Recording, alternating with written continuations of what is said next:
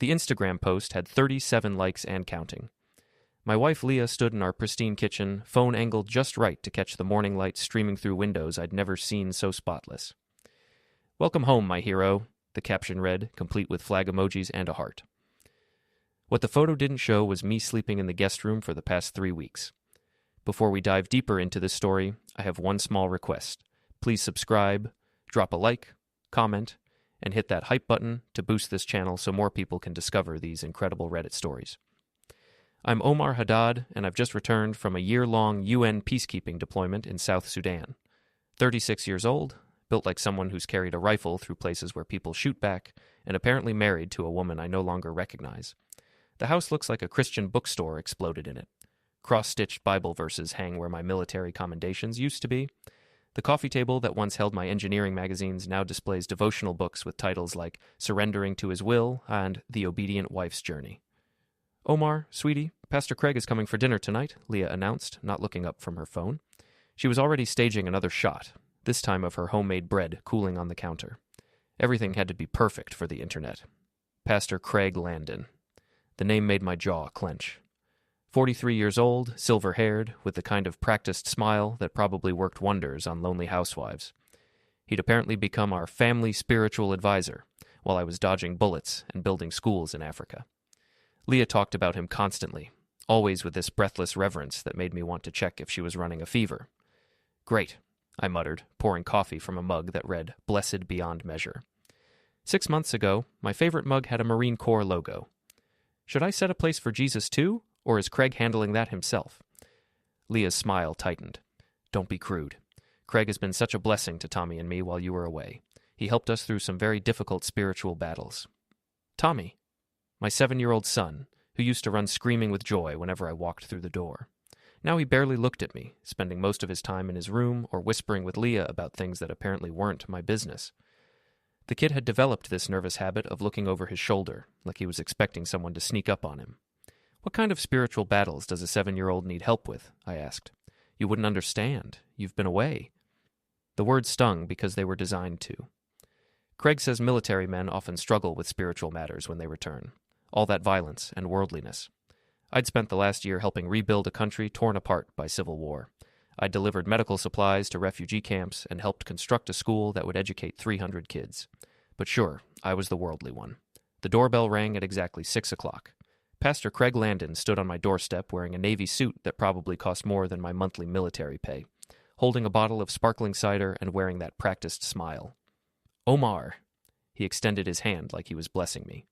"Brother, it's so wonderful to finally meet you. Leah and Tommy have told me so much about you." His handshake was firm but soft, like someone who'd never done manual labor. His eyes were pale blue and calculating, the kind that took inventory of everything they saw. He stepped into my house like he owned it, immediately embracing Leah in a hug that lasted 3 seconds too long. "Something smells heavenly in here," he said, and Leah practically glowed. Dinner was a performance. Craig sat at the head of my table, leading grace with his eyes closed and his voice pitched for maximum spiritual authority. Tommy sat rigidly straight, hands folded, not touching his food until Craig gave him a small nod of permission. "Tommy's been making such progress in our sessions," Craig said, cutting into Leah's pot roast. "Haven't you, son?" My son nodded quickly, too quickly. "Yes, Pastor Craig." "Sessions?" I looked between them. "What kind of sessions?" "Spiritual counseling," Craig said smoothly. "Children often struggle with abandonment issues when a parent deploys. Tommy had some behavioral problems, didn't you, buddy?" Tommy's face went red. He stared at his plate like it might save him. "What behavioral problems?" I asked Leah. "Nothing serious. Some acting out at school, nightmares. Craig helped us understand that Tommy was angry with God for taking his father away. We've been working through it." The way she said "we" made my stomach turn.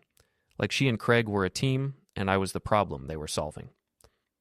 After dinner, Craig insisted on tucking Tommy into bed. It's part of our routine," he explained. "Consistency is so important for children." I followed them upstairs, standing in the doorway of Tommy's room.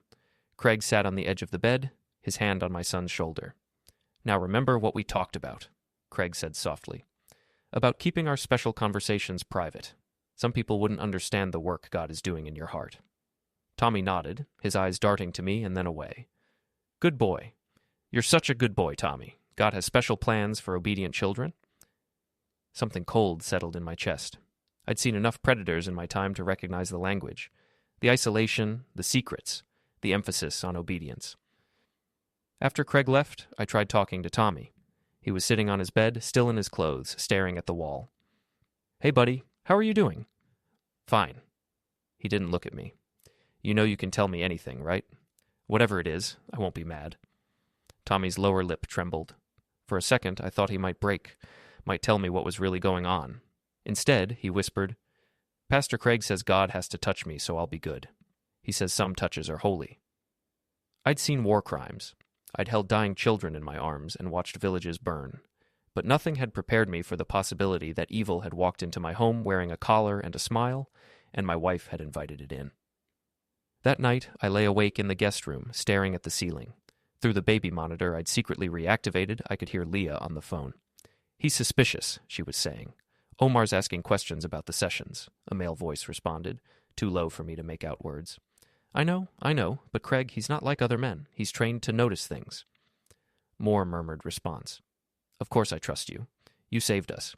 You saved Tommy from all that anger and rebellion. I just think we need to be more careful." I closed my eyes and tried to think like a soldier instead of a father. Emotion would get me nowhere. I needed intelligence. I needed proof. And then I needed a plan. Because if Pastor Craig thought he could prey on my family while I was gone and continue now that I was back, he was about to learn what kind of spiritual battle a real warrior could bring. The next morning, I started my reconnaissance. While Leah ran errands and Tommy was at school, I searched the house like I was clearing a hostile building. What I found made my hands shake with rage. Hidden in Leah's jewelry box, a stack of Polaroid photos. Tommy in various poses, fully clothed but positioned in ways that made my skin crawl, standing with his arms raised, kneeling with his hands clasped. In each photo, Craig's hand was visible, positioned on Tommy's shoulder, his back, his chest. The final photo showed Tommy lying on his bed, eyes closed while Craig's hands hovered over him. On the back of that photo, in Craig's handwriting, "Receiving God's healing touch. Such a blessed boy." I photographed everything with my phone, my military training keeping me calm enough to document evidence properly. Then I kept searching. In the basement, behind the water heater, I found a cardboard box. Inside, journals in Craig's handwriting, detailing sessions with multiple children from his congregation. Tommy was mentioned frequently. The entries read like a predator's playbook, describing how to isolate children, gain their trust, and normalize inappropriate contact under the guise of spiritual healing. One entry, dated 3 weeks ago, "Tommy is responding well to the laying on of hands. His resistance is breaking down. Leah is completely supportive. She sees how much he needs a strong male spiritual influence. The father's return complicates things, but Leah assures me she can manage him." My wife wasn't just complicit. She was an active participant in my son's abuse. I heard the garage door opening. Leah was home. I quickly photographed the journal pages, replaced everything exactly as I'd found it, and was sitting at the kitchen table reading the newspaper when she walked in. "How was your morning?" she asked, setting down shopping bags filled with more Christian decor. "Peaceful," I said. "Had some time to think." "Good. I worry about you adjusting. Craig says military men often struggle with civilian life. He's offered to counsel you too, if you're open to it." The idea of being alone in a room with Craig made my trigger finger itch. "That's thoughtful. Maybe we could start with a family session, all 4 of us together." Leah's smile faltered slightly. "Oh, Craig prefers individual sessions. He says group dynamics can inhibit honest spiritual breakthrough." "I bet he does." That afternoon, I visited my neighbor, Mrs. Franklin, 73 years old, sharp as a tack, and the unofficial neighborhood watch commander. If something happened on our street, she knew about it. "Omar," she welcomed me with a hug. "It's so good to have you home, though I have to say, there's been some strange goings-on at your house while you were away." "Strange how?" Mrs. Franklin glanced around, then leaned closer. "That pastor fellow, he's been there an awful lot, sometimes very late at night, and I've heard shouting." "Shouting?" "Not angry shouting. More like someone was in pain or scared. It was usually around the time that boy of yours should have been in bed." My jaw clenched. "Did you ever see anything specific?" "One night, about 2 months ago, I was letting my cat out and I saw through your living room window. That pastor had Tommy pressed up against the wall. The boy was crying, and the pastor was holding him there, talking very intensely.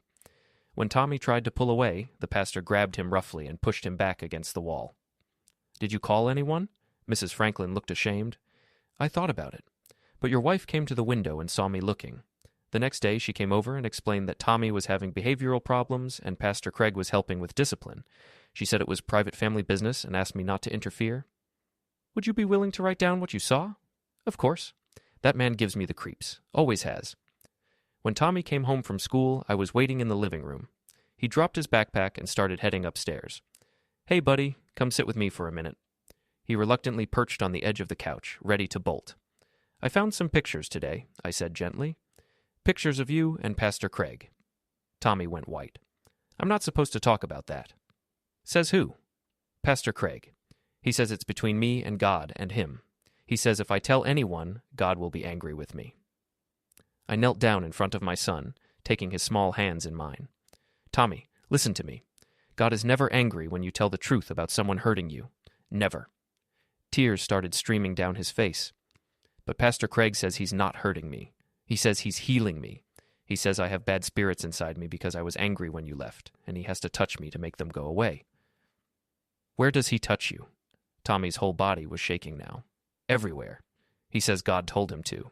He says it's holy touching, not bad touching. But it feels bad, Daddy. It feels really bad." I pulled my son into my arms, holding him while he sobbed. Over his shoulder, I saw Leah standing in the doorway. Her face was cold, calculating. "What's going on here?" she asked. "Tommy's telling me about Pastor Craig's special touching," I said, not letting go of my son. "Omar, you're confusing him. Craig has been helping Tommy work through his anger and behavioral issues. The laying on of hands is a biblical practice. It's spiritual healing." "It's child abuse." "It's not." Her voice rose. "You've been gone for a year. You don't know what we've been through. Tommy was having nightmares, acting out at school, getting in fights. Craig helped him. Craig saved him." "From what?" "From the anger and rebellion that was eating him alive. From the abandonment issues caused by you leaving us." I stood up, keeping Tommy behind me. I was deployed. I was serving my country. "You were running away from your responsibilities as a father and husband. Craig stepped in when you wouldn't." "And what did Craig step into exactly? Your bed?" The slap came fast, but I caught her wrist before it connected. Leah's eyes were wild, desperate. "How dare you?" she whispered. "Craig is a man of God. He's pure and holy and everything you're not. He's a predator, and you handed him our son." That night, after Leah locked herself in our bedroom and Tommy finally fell asleep in my arms on the couch, I called my friend Tony Martinez from the police department. "I need help," I told him, "and I need it quietly." "What's going on?" I told him everything, the photos, the journals, Tommy's confession, Mrs. Franklin's testimony. Tony listened without interrupting. "Jesus, Omar, this is bad. But it's also complicated. The guy's a pastor. He's got community standing. And your wife is backing his story. So what do I do? Document everything. Get Tommy to a child psychologist for evaluation. File a report with Child Protective Services. But Omar, you need to be prepared. This is going to get ugly. Really ugly. I don't care about ugly. I care about my son. I know you do. That's why I'm going to help you, but we have to do this right, or Craig walks and you lose Tommy forever." After I hung up, I sat in the dark living room, watching my son sleep. He looked so small, so vulnerable. I thought about all the times I'd protected strangers' children in war zones, never imagining my own son would need protection from a monster wearing a collar. Tomorrow, I would start fighting back. But tonight, I just held my boy and promised him silently that no one would ever hurt him again, even if it meant destroying everything else in the process. Dr. Sarah Chen had been evaluating traumatized children for 15 years. She had kind eyes behind wire-rimmed glasses and a voice that made kids feel safe enough to tell the truth. Tommy sat in her office, drawing pictures while she asked gentle questions. "Can you tell me about Pastor Craig?" she asked. Tommy's crayon stopped moving. "He's Mom's friend." "What do you do when Pastor Craig visits?" "We have sessions, just him and me. Mom says I can't tell anyone about them because people wouldn't understand how God works." Dr. Chen showed me Tommy's drawings afterward. Dark, disturbing images of a large figure looming over a small one. In one picture, the small figure was crying black tears. "This is consistent with sexual abuse," she said quietly. "The secrecy, the religious justification, the physical symptoms Tommy described. I'm required to file a report with Child Protective Services." "How long before they act?" It depends. Given the evidence you've provided and my evaluation, they should move quickly. But Omar, you need to understand. This is going to tear your family apart. It's already torn apart. I'm just trying to save what's left. The CPS investigator, Janet Walsh, was a no-nonsense woman in her 50s who'd seen every kind of human cruelty. She interviewed Tommy, Leah, and me separately, then announced she was opening a formal investigation. Mr. Haddad, I'm recommending immediate supervised visitation only between Tommy and Pastor Landon, and I'm placing a protective order requiring Pastor Landon to stay away from your home. Leah exploded. This is insane. Craig is a pillar of the community. He's helped dozens of families. Ma'am, that's exactly what concerns us, Janet replied dryly. The news spread through our suburban neighborhood like wildfire. I could see the curtains twitching as I walked to my mailbox. Some neighbors looked sympathetic, others looked suspicious, like maybe I was the problem. But the real explosion came at Craig's church. I decided to attend the Wednesday night service, partly to gauge community reaction and partly because I wanted Craig to see me, to know I was watching. The sanctuary was packed. Craig stood at the podium in a crisp white shirt and burgundy tie, looking every inch the wounded holy man. Brothers and sisters, he began, his voice heavy with manufactured pain. I come before you tonight with a heavy heart. As many of you have heard, I am facing false accusations from a troubled family in our community. Murmurs of support rippled through the congregation. I have devoted my life to helping children find their way to God's love. But sometimes, when we challenge the darkness in people's hearts, the enemy strikes back.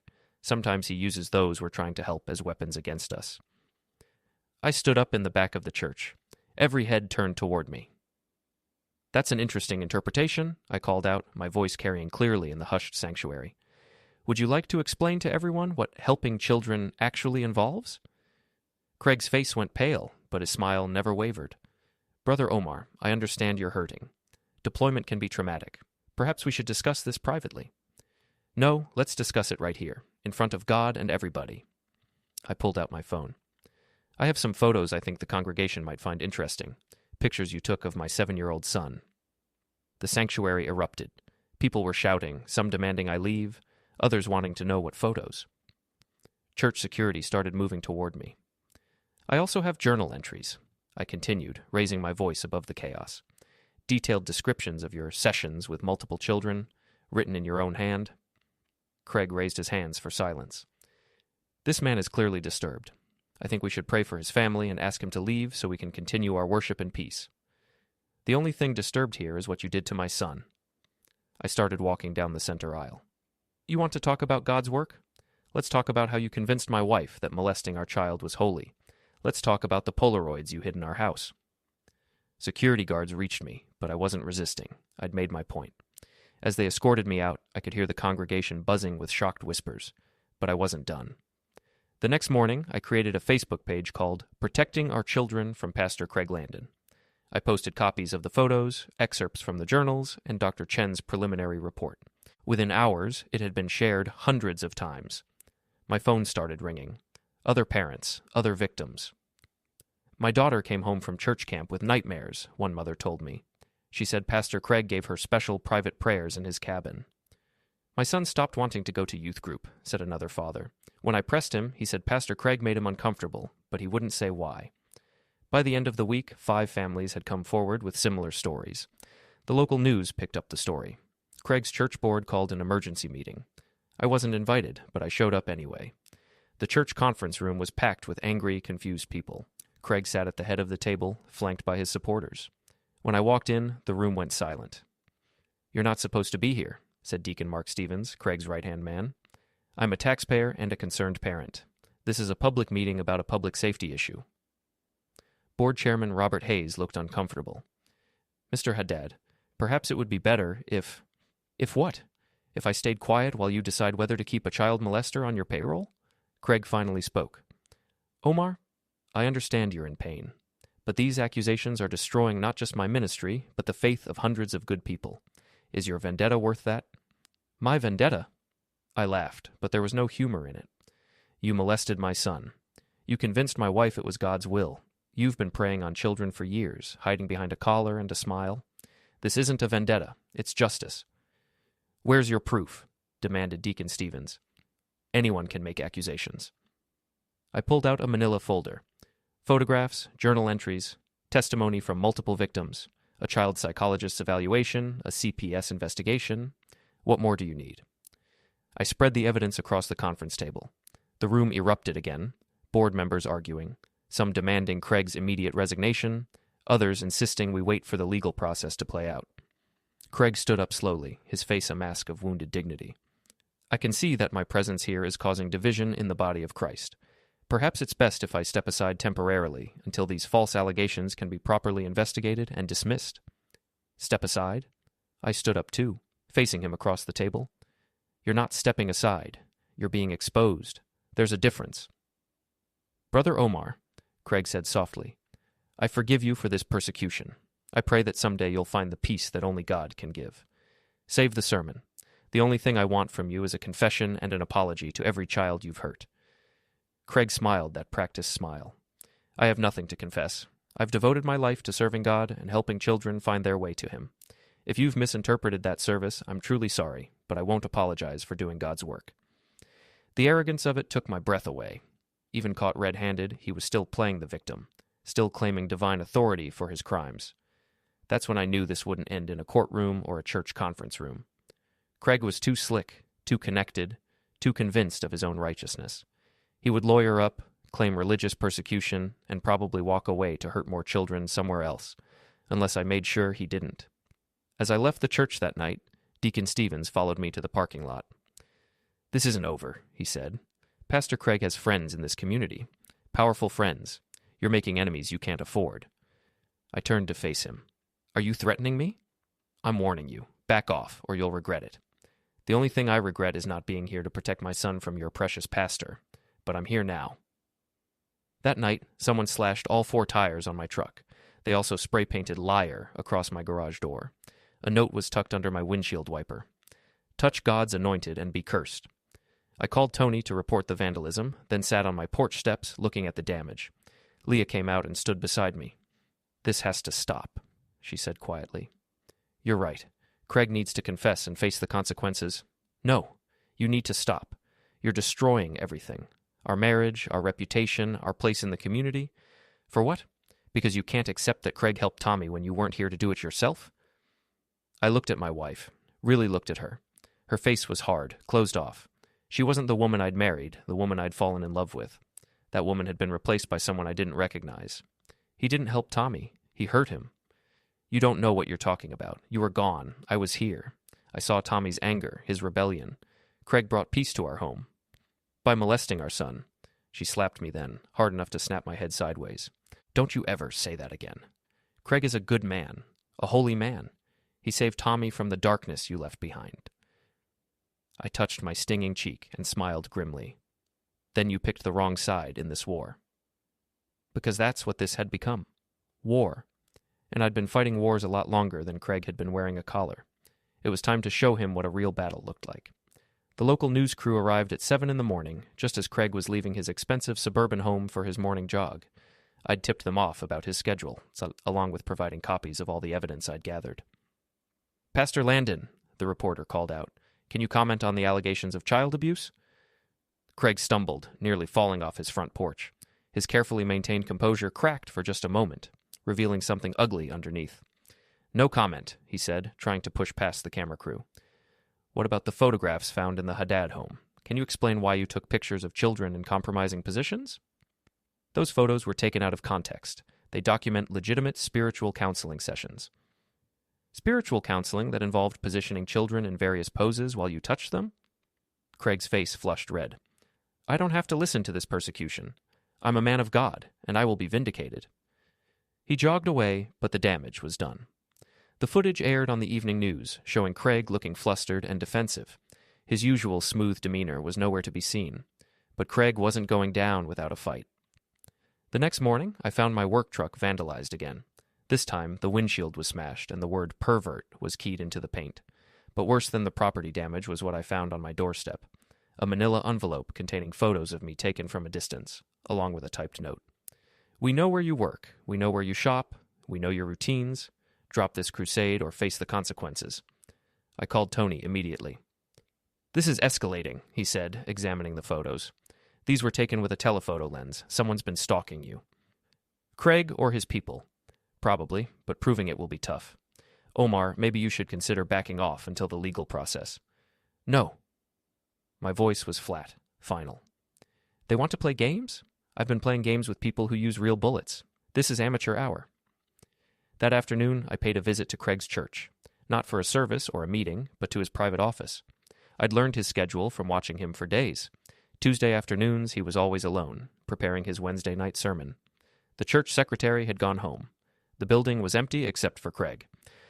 I walked through the unlocked front door and down the hallway to his office, my footsteps echoing in the silence. I knocked on his door. "Come in," he called. I opened the door and stepped inside.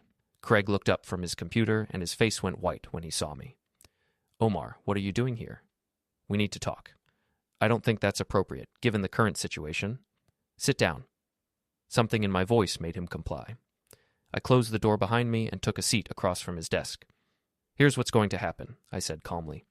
"You're going to confess, publicly. You're going to admit what you did to Tommy and every other child you've hurt. You're going to resign from this church and surrender yourself to the police." Craig's confidence was returning. He leaned back in his chair, steepling his fingers. "Or what? You'll eliminate me. Is that what you learned in the military, Omar? How to threaten innocent people?" "I don't threaten people. I make promises. And here's my promise. If you don't confess, I will destroy you. Not physically. That would be too easy. I will systematically dismantle your life piece by piece until there's nothing left." "You're already trying to do that. It's not working," I smiled. "I haven't even started yet." I pulled out my phone and showed him a video I'd recorded that morning. It showed Craig entering a hotel room with a woman who wasn't his wife. Craig's face went ashen. "Where did you get that?" "I told you. I've been watching you. Did you really think a man who molests children would be faithful to his wife?" "I've got 3 hours of footage from yesterday afternoon. Very detailed footage." "You're blackmailing me." "I'm giving you a choice. Confess to the child abuse, or I release this video along with the dozen others I've recorded. Your wife, your congregation, your community, they'll all see exactly what kind of man you really are." Craig stood up, his hands shaking. "You can't do this. This is harassment. I'll call the police." "Go ahead. Tell them how you're being harassed by the father of one of your victims. I'm sure they'll be very sympathetic." I stood up too, looking down at him. "You have 24 hours to make your confession. If you don't, I start releasing videos, one every day, until you do the right thing." "And if I confess?" "Then you face the legal consequences like a man instead of a coward." I walked to the door, then turned back. "Oh, and Craig, if you or your people vandalize my property again, or threaten my family in any way, I won't be nearly this civilized next time." That night, Leah confronted me in the kitchen. "Craig called. He said you threatened him." I gave him an opportunity to do the right thing. "What you did was illegal. He could have you arrested." "For what? Having a conversation?" "For blackmail, for harassment, for stalking." I poured myself a cup of coffee and sat down at the table. "Leah, whose side are you on here?" "I'm on the side of truth and justice." "No, you're on the side of a child molester. You're defending the man who hurt our son." "He didn't hurt Tommy. He helped him. Why can't you see that?" "Because I'm not blinded by whatever spell that predator cast on you." She slammed her hand on the counter. "It's not a spell. It's faith. It's believing that God can work through imperfect people to bring healing and peace. By touching children inappropriately? By laying hands on them in prayer. It's biblical. Show me the verse that says it's okay to photograph kids in compromising positions." "Those photos were taken out of context." "By who? By me. I found them in your jewelry box, Leah. You knew about them. You were okay with them." For a moment, doubt flickered in her eyes. Then it was gone, replaced by stubborn certainty. Craig explained those photos. They were documenting Tommy's spiritual progress. The positions were prayer positions. "You really believe that?" "Yes." I looked at my wife, this woman I'd loved for 9 years, and realized she was lost. Whatever Craig had done to her psychologically, whatever hold he had over her, it was complete. "Then we have nothing more to talk about," I said. The next morning, Craig didn't confess. Instead, he held a press conference on the steps of his church, surrounded by supporters. "I am the victim of a vicious campaign of lies and harassment," he announced to the cameras. "A troubled veteran, angry about his family's spiritual growth in his absence, has targeted me with false accusations and illegal surveillance." He held up a restraining order. "This morning, I filed for protection from Omar Haddad, who has threatened my life and stalked my family. I call on the community to pray for this man who clearly needs help." The crowd of supporters applauded. I watched the press conference from my living room. Tommy curled up beside me on the couch. "Daddy, why is Pastor Craig saying you're lying?" "Because bad people always lie when they get caught, buddy." "Are you going to stop him?" I looked down at my son, this brave little boy who trusted me with the truth despite being told to keep it secret. "Yes," I said. "I'm going to stop him." That afternoon, I released the first video. The video went viral within hours. Craig entering the hotel room with a married woman from his congregation. The timestamp showed it was recorded during what should have been a spiritual counseling session with another family. The woman's husband had been deployed overseas, just like I had been. My phone rang constantly. Reporters, other victims' families, people offering support, but the call that mattered most came from Janet Walsh at Child Protective Services. "The video corroborates our investigation," she said. "It shows a pattern of predatory behavior and deception. We're moving forward with formal charges." But Craig wasn't finished fighting. The next morning, I woke up to find my front yard filled with protesters. About 30 people from Craig's church, holding signs that read, "Stop the lies and pray for Pastor Craig." They were singing hymns and blocking my driveway. I called Tony. "Is this legal?" "As long as they stay on public property and don't threaten you. Yeah, it's their First Amendment right." "What about my right to leave my own house?" "That's more complicated." I hung up and looked out the window. Leah was standing with the protesters, holding a sign that read, "I stand with Pastor Craig." She saw me watching and lifted her chin defiantly. My own wife was protesting against me, in front of our son. I made a decision. I walked outside and stood on my front porch. The singing stopped. All eyes turned to me. "I have something to say," I announced. "We don't want to hear your lies," someone shouted. "Then don't listen, but I'm going to say it anyway." I pulled out my phone and started recording. My name is Omar Haddad. I'm a veteran, a father, and apparently the only person in this community willing to protect children from a predator. The crowd started getting agitated, but I continued. Pastor Craig Landon molested my 7-year-old son. He photographed him. He wrote about it in journals. He convinced my wife it was God's will. And when I tried to expose him, he had his followers vandalize my property and threaten my family. "Liar!" someone screamed. "But here's what really bothers me," I said, raising my voice. "Half of you have children. Some of you have probably sent your kids to Pastor Craig for counseling. And instead of asking questions, instead of demanding answers, you're here defending him. You're more concerned about protecting a predator than protecting children." I pointed at Leah, including my own wife, who chose a child molester over her own son. Leah's face crumpled, but she didn't move from the crowd. "So here's what I'm going to do. I'm going to keep releasing videos, I'm going to keep exposing the truth, and I'm going to keep fighting until every child in this community is safe from Craig Landon." I went back inside and posted the video to social media. Within an hour, it had been shared thousands of times. The protesters gradually dispersed, but the damage to Craig's reputation was spreading beyond our small community. That evening, Craig made a mistake. A big one. He showed up at my house. I was in the backyard, grilling dinner for Tommy and me. Leah had gone to stay with her mother, unable to face the community backlash. When I heard the doorbell, I assumed it was a reporter or another supporter. Instead, I found Craig on my doorstep, flanked by Deacon Stevens and 2 other men I recognized from the church. "We need to talk," Craig said. "No, we don't." I started to close the door, but Stevens put his foot in the way. "This ends tonight," Craig said. "You're going to retract your accusations, delete those videos, and apologize publicly for this harassment." "Or what?" Craig smiled that practiced smile, but his eyes were cold. "Or we'll make sure you regret it."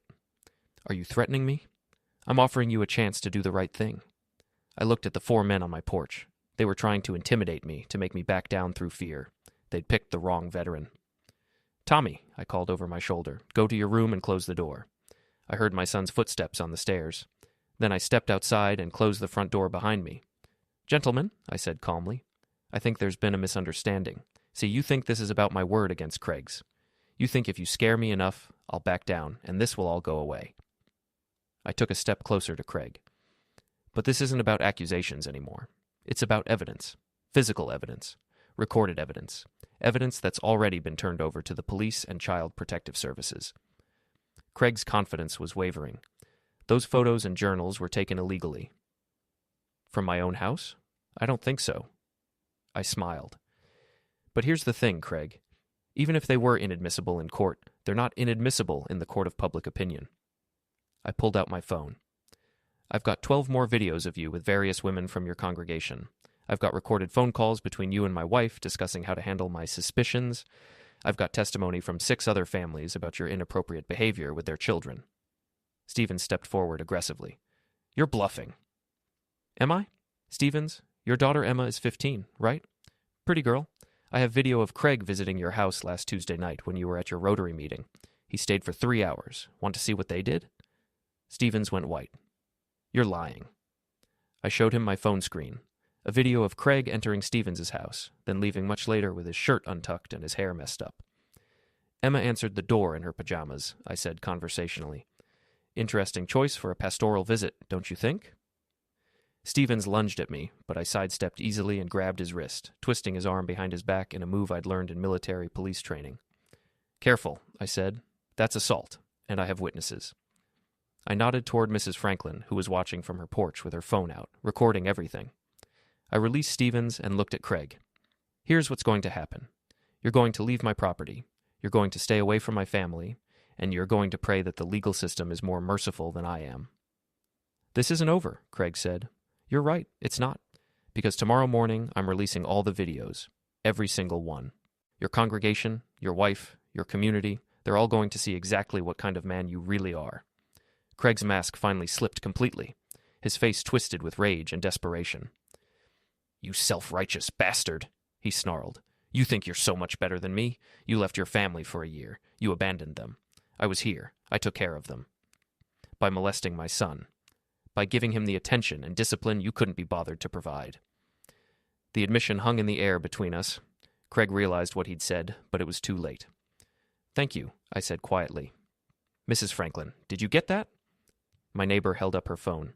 Every word. Craig and his men left without another word. I went inside and hugged Tommy, who was peeking around the corner. Is it over, Daddy? Almost, buddy, almost.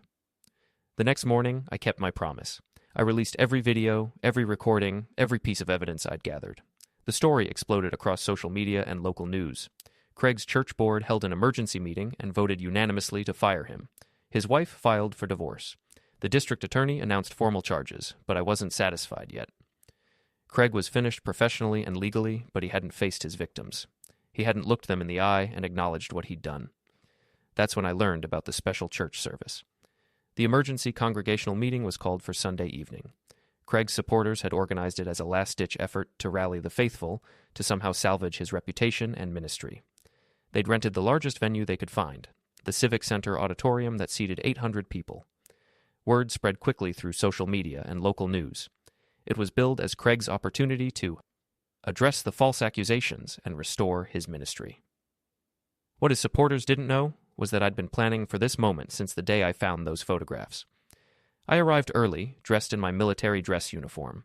I wanted people to remember who I was, what I'd served, and what I was fighting for. The auditorium was already half full, split between Craig's remaining supporters and curious onlookers drawn by the scandal.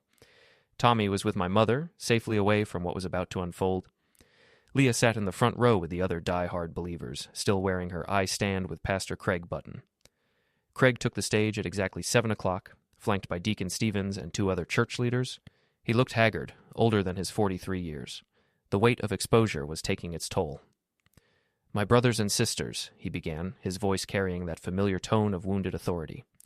I stand before you tonight as a man under attack, not just by one troubled individual, but by the forces of darkness that seek to destroy God's work in this community. Murmurs of support rippled through his section of the audience. Omar Haddad is a broken man, Craig continued, his voice gaining strength. A veteran struggling with trauma, a husband who abandoned his family for a year, a father who can't accept that his son found healing and peace in his absence. I stood up in the back of the auditorium. Every head turned toward me. That's an interesting story, I called out, my voice carrying clearly in the hushed space. Would you like to tell everyone how you provided that healing and peace? Craig's composure faltered for a moment, then returned. Brother Omar, I understand you're in pain, but this is not the place for your anger and accusations. You're right, I said, walking down the center aisle. This is a place for truth. Security guards started moving toward me, but I held up my hands, showing I wasn't a threat. I'm not here to cause trouble, I announced. I'm here to give Pastor Craig the opportunity he's been asking for, the chance to address the accusations publicly. I reached the front of the auditorium and turned to face the crowd. How many of you have seen the videos? I asked. About half the hands in the room went up. How many of you have read the journal entries? Fewer hands, but still a significant number. How many of you have children who've had private sessions with Pastor Craig? The number of hands dropped dramatically, but there were still dozens. I turned back to Craig, who was standing frozen at the podium. Here's your chance, I said. Explain to these parents what those private sessions involved. Explain the photographs. Explain the journal entries where you detailed your methods for grooming children. Those documents were taken out of context, Craig said, his voice shaking slightly. They were part of my doctoral research on child psychology and spiritual development. Doctoral research? I laughed, but there was no humor in it. Is that what you call it when you photograph 7-year-olds in compromising positions? The auditorium erupted. Parents were shouting questions, demanding answers. Craig's supporters were trying to shout them down, insisting this was all lies and persecution. I pulled out my phone and connected it to the auditorium's sound system. I'd prepared for this moment. Let's hear from Pastor Craig himself, I announced. The recording started playing. Craig's voice filled the auditorium, reading from his journal entries. Detailed descriptions of his sessions with children. Clinical, predatory language describing how to break down their resistance and normalize inappropriate contact. The room went silent. Even Craig's most devoted supporters looked shocked. But I wasn't finished. And here's Pastor Craig explaining his methods to my wife, I said, starting another recording. Craig's voice again, talking to Leah about how to handle Tommy's spiritual healing, how the touching was necessary, how it was God's will, how I wouldn't understand because I was spiritually immature. Leah's face went white. She was hearing things she'd forgotten or chosen not to remember. The full extent of Craig's manipulation was becoming clear even to her. Craig tried to regain control. These recordings were made illegally. They've been edited and taken out of context.